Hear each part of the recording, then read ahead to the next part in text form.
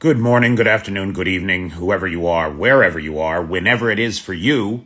For me, it's Friday, the 1st of September, day 555 of Vladimir Putin's obscene, I can't use that word on TikTok, so I can't say that, but this obscene venture in Ukraine. I want to take a minute and reply to Boykin's comment here and talk a little bit about Russian disinformation and its influence on American electoral politics and Americans' perceptions of this conflict.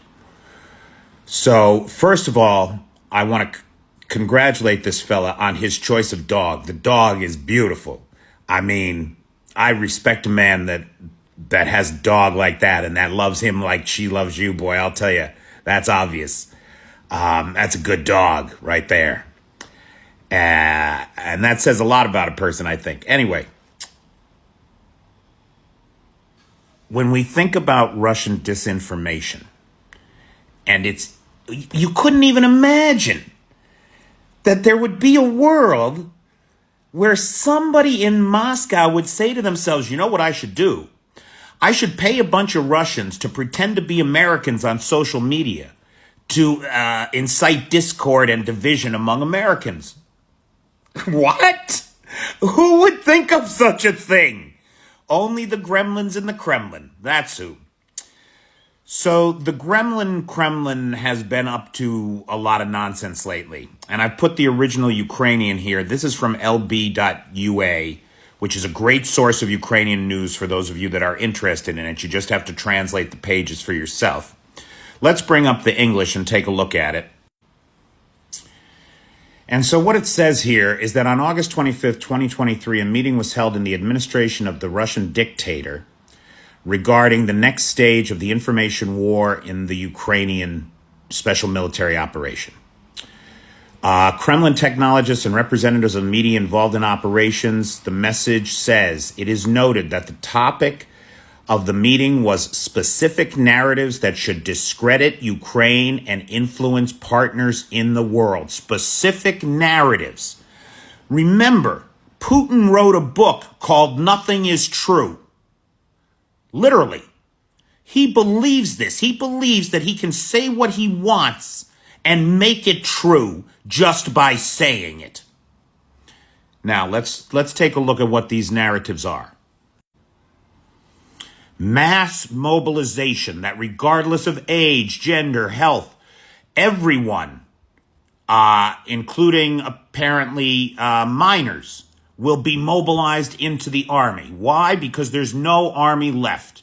That's the mythology that the Kremlin wants you to believe. Now, Binay, you take a look right here at this comment regarding the breakthrough of Ukrainian forces around Robotny and Verbove and the fall of the first Sorovikin line, the second defensive fortification line. Not true. There is no Ukrainian army left. These are Polish NATO soldiers.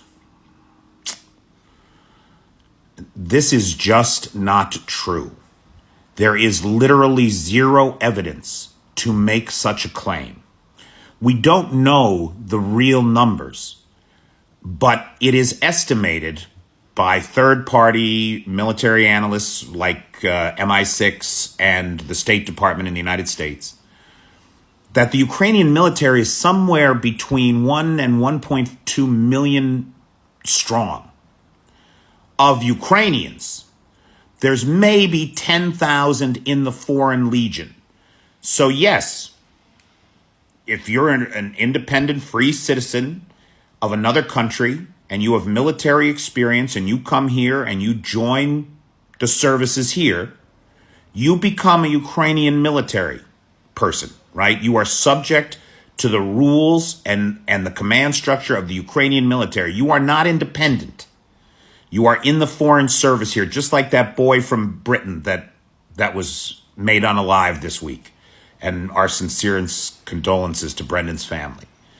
I believe that was, if I remember correct, That was the young man's name. And I apologize if it's wrong. So the Russians want you to believe something that's not true because it's in their interest for all of us to despair and to give up and to stop fighting and to stop supporting the Ukrainians who need our help and who deserve it, who've earned it, and to whom it is pledged in the Budapest Memoranda in 1994. So, Beignet, man, it's just not true.